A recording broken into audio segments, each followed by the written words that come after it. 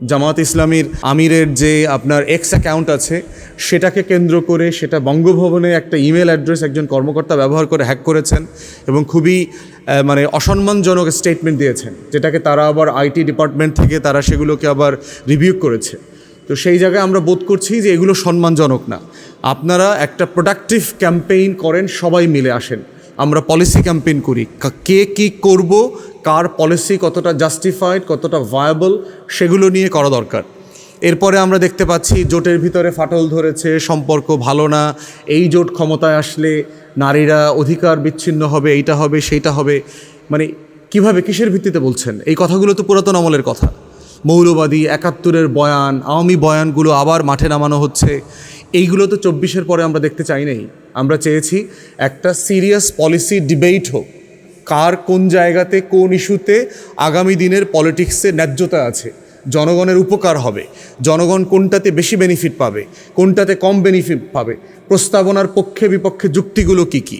আপনি বলছেন আপনি এইটা দিবেন সেইটা দিবেন, আমার বাজেটের সাইজ, আমার ট্যাক্স কালেকশন সেটা সাপোর্ট করছে কিনা, আমার যে পরিমাণ ঋণ দিতে হচ্ছে, নতুন পে কমিশন আসতেছে, নতুন পে কমিশনে আমার খরচ আরও ১০০ কোটি টাকার উপরে বেড়ে যাবে, ১,০০০ কোটি টাকার উপর, ১,০০,০০০ কোটি টাকার উপর বেড়ে যাবে, তো সেই জায়গাতে আমি এইটা ম্যানেজ করতে পারবো কি না, আমি যে এইটা দিব ওইটা দিব, সেই বিতর্কগুলো আমাদের আসা দরকার।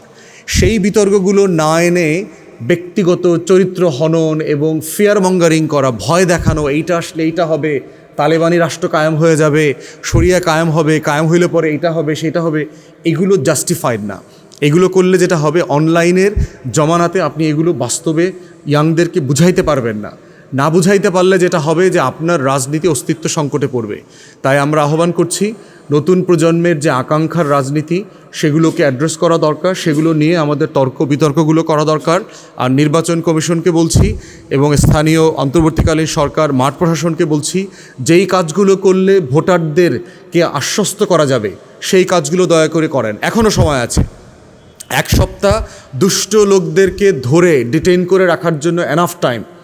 আপনি ১-২ সপ্তাহের জন্য শুধুমাত্র ক্রিমিনাল গ্যাংস্টার যেগুলো আছে, অস্ত্রবাজ, চাঁদাবাজদেরকে আপনি গ্রেফতার করে রাখেন, আপনি দেখবেন যে অসাধারণ সুন্দর নির্বাচন হওয়া সম্ভব। ভোটারদের ভয়কে যে কোনো মূল্যে অ্যাড্রেস করতে হবে। একটা জিনিস আমাদের ভুলে গেলে চলবে না যে ২৫ বছর পরে প্রথমবারের মতো একটা নির্বাচন হতে যাচ্ছে। দেশে এমনিতেই ভোটারদের একটা অ্যাপাথি আছে, ভোট নিয়ে কোনো আকাঙ্ক্ষা, উচ্ছ্বাস, উল্লাস আমরা গ্রামে গঞ্জে কোথাও দেখছি না। মানুষ ভোট একটা গুরুত্বপূর্ণ নাগরিক ব্যাপার স্যাপার, সেই জিনিসটা হারিয়ে গেছে। অতএব এই জিনিসটাকে, ভীতিকে অ্যাড্রেস করে এটার বাস্তবতাটা তুলে ধরে জনগণকে আবার ভোট কেন্দ্রমুখী করাটার যে চ্যালেঞ্জ, সেটাকে অ্যাড্রেস করাটা স্থানীয় প্রশাসনের জন্য খুব জরুরি। তাই সারা বাংলাদেশের স্থানীয় প্রশাসন, মাঠ পর্যায়ে যারা আছেন, যৌথ বাহিনী থেকে শুরু করে আইনশৃঙ্খলা বাহিনীর যারা সদস্যরা আছেন, তাদের সবাইকে নিয়ে কিভাবে নির্বাচন কমিশন একটা সম্মিলিত প্রয়াস করবেন যেন মাঠ পর্যায়ে একটা ভালো নির্বাচন দেখতে চাই। আমরা শেরপুরের মতো অথবা চট্টগ্রামের মতো কোথাও খুন খারাপি দেখতে চাই না।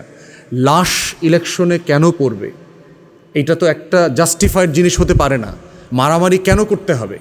আমরা চাই সবাই নিরাপদে ভোট দেবেন, সবাই যার পক্ষে ভোট দেন, বিপক্ষে ভোট দেন, পক্ষে বক্তব্য দেন, বিপক্ষে বক্তব্য দেন। এটাই তো গণতন্ত্র, এটাই তো ২৪, এবং এটাই তো গত ১৬-১৭ বছরে আমরা লেসন নিয়েছি যে জোর করে মতামত চাপিয়ে দেওয়া যায় না, জোর করে মানুষের মন হৃদয় জয় করা যায় না।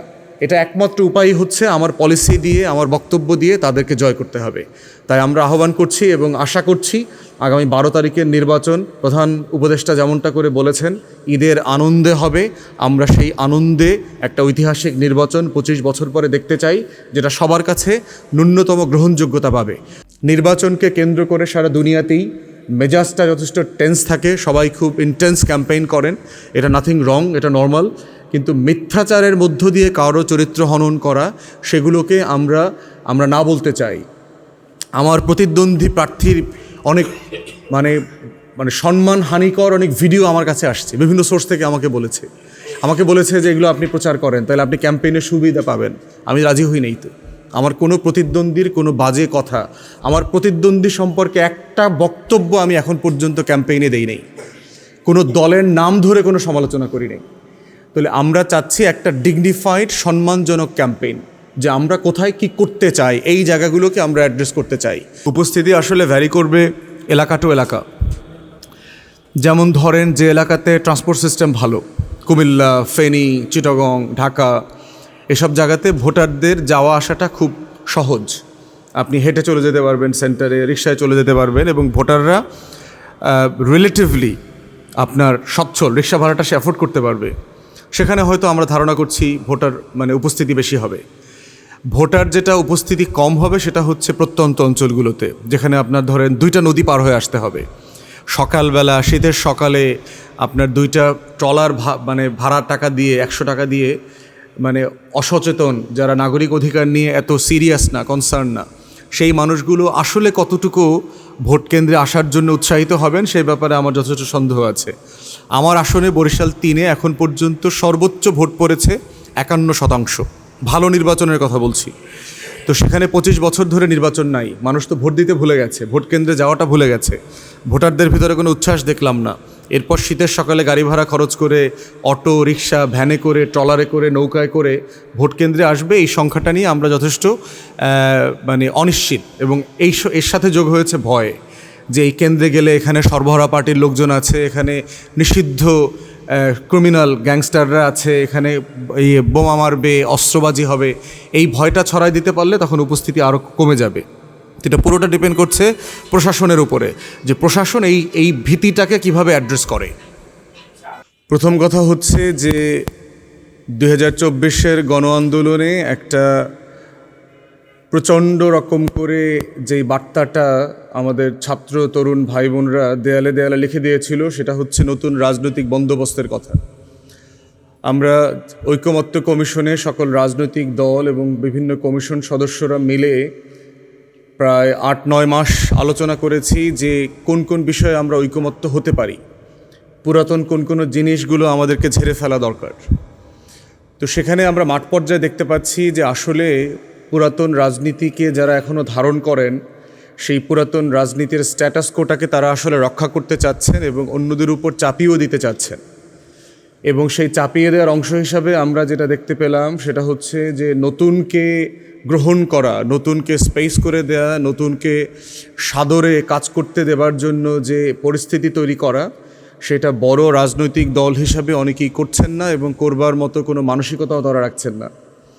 এক কথায় যেটাকে আমরা বলছি যে লেভেল প্লেইং ফিল্ড, যে একটা ক্যাম্পেইনের মধ্যে যে আমার একটা সমতা দরকার, আমার মাঠ পর্যায়ে নির্বাচনী প্রচারণা করবার জন্য যে সমতা দরকার, সেই সমতাটা আমরা রাজনৈতিক দলের পক্ষ থেকে যেমন দেখছি না, প্রশাসন, নির্বাচন কমিশন যেই লেভেলে দৃশ্যমান কার্যকর অ্যাকশন ভূমিকা রেখে সেটা তৈরি করা দরকার, সেটাতে তাদের যথেষ্ট ঘাটতি আছে।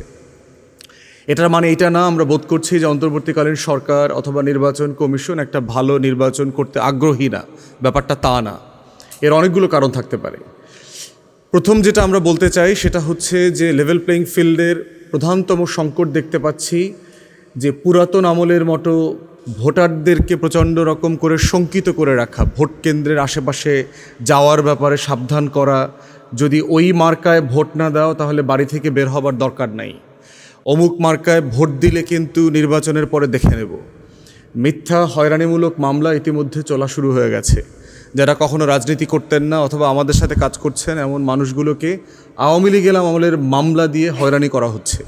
এবং আওয়ামী লীগের বিরোধী মামলা যেগুলো 24-এর পরে হয়েছে, অজ্ঞাতনামা, হাসিনার সাথে অনেকগুলো খুনের মামলার পর্যন্ত আসামি করা হয়েছে। আমার এলাকাতে আমি দেখেছি যে সংখ্যালঘু সম্প্রদায়, হিন্দু এবং খ্রিস্টান সম্প্রদায়, যারা কেউ রাজনীতি করতেন না, তাদেরকে বিভিন্ন মামলায় ফাঁসিয়ে দিয়ে হয়রানি করা হচ্ছে এবং বলা হচ্ছে জামিনের ব্যবস্থা করব যদি তোমরা এই মার্কার জন্য কাজ করতে কথা দাও, ওয়াদা দাও যে তোমার পুরো সম্প্রদায়ের ভোট আমরা পাবো। কন্টিনিউয়াসলি আপনার অস্ত্র, গোলাবারুদ, রামদা মজুত করা হচ্ছে। আমার এলাকা আপনারা জানেন যে প্রচণ্ড রকম দুর্গম একটা এলাকা, 5টা নদী আছে এবং কোনো এলাকাতে বোটে, ট্রলারে, নৌকায় যেতে 3 থেকে 4 ঘন্টা লেগে যায় ফিরে আসতে। একটা অপারেশন করবার জন্য আইনশৃঙ্খলা বাহিনী সাফিসিয়েন্ট টাইম নিয়ে সেখানে যেতে পারবে না যদি সেন্টারকে রক্ষণাবেক্ষণ করতে হয়। তাহলে সেই জায়গাতে আমরা দেখতে পাচ্ছি যে দৃশ্যমান রাজনৈতিক দলগুলোর যে খাইসলত, সেই খাইসলতগুলোতে পরিবর্তন আসে নাই এবং ভোটাররা বেশ শঙ্কিত। এবং আমরা যতগুলো মিটিং করছি, কমন 2টা প্রশ্ন ভোটাররা সবসময় আমাদেরকে করেন। তার ভিতর একটা হচ্ছে ভাই আপনাকে ভোট দিলে আপনার পক্ষে কাজ করলে এলাকায় থাকা যাবে তো, মিথ্যা মামলার শিকার হবে না তো, আপনি পরে খবর নেবেন তো, পুলিশ ঝামেলা করবে না তো, এই শঙ্কার কথা আমরা কন্টিনিউয়াসলি শুনতে পাচ্ছি এবং এই সংখ্যাগুলো ন্যায্য তো, খুবই অযৌক্তিক অভিজ্ঞতার আলোকেই তারা এই কথাগুলো বলছেন। দ্বিতীয় সমস্যা যেটা আমরা দেখতে পাচ্ছি সেটা হচ্ছে যে অস্ত্র এবং গোলাবারুদ কেনা। বিভিন্ন জায়গাতে আমরা দেখেছি, ইনক্লুডিং আমার আসন বরিশাল ৩ বাবুগঞ্জ মুলাদি সহ, সেখানে সরবরাহ পার্টি নিষিদ্ধ যে বিভিন্ন গোষ্ঠী আছে তাদের অনেককে জামিনে ছাড়ানো হয়েছে শুধুমাত্র ব্যালট কেন্দ্র দখল করার জন্য, ভোট জালিয়াতি করবার জন্য। কারণ তাদের সুনাম আছে, তারা কিভাবে ভোট কেন্দ্র দখল করতে হয় তারা জানে। এবং যেহেতু এলাকাগুলো দুর্গম, অনেকগুলো এলাকা আছে, সেখানে আপনার পানি বেষ্টিত, নদী বেষ্টিত, এবং সেখানে আইনশৃঙ্খলা বাহিনী চাইলেই খুব র্যাপিড অ্যাকশনে যেতে পারবে না। তো সেই জায়গাগুলোতে আমরা দেখতে পাচ্ছি যে প্রচণ্ড রকম ভয়, অস্ত্র, রামদার এগুলোর দৃশ্যমান বাজারে উঠে এগুলো দেখানো হচ্ছে যে এগুলো কিন্তু আমাদের কাছে মজুত করা আছে।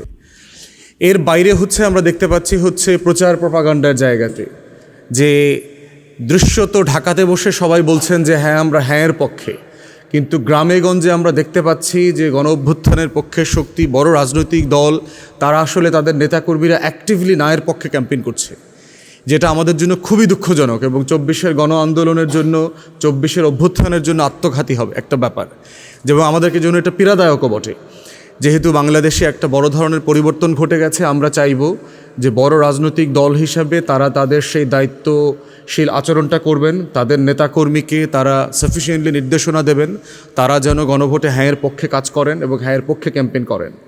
এবং যা কিছুর সংস্কারের জন্য আমরা একমত হয়েছিলাম তার প্রত্যেকটা জিনিসকেই বদলে দেওয়া, এগুলো হবে না, এগুলো আমরা করব না, এই বিষয়ে বক্তব্যগুলো আসছে, যেগুলো আমাদের জন্য খুবই আশঙ্কাজনক। যে আমরা যে একটা বদলের সূচনা করেছিলাম, আমরা যে বন্দোবস্তের সূচনা করেছিলাম, সেটাকে এত অল্প সময়ের ভিতরে পাল্টে দেওয়া, উল্টে দেওয়ার যে চেষ্টা, সেটা আমাদের সবাইকে আহত করছে।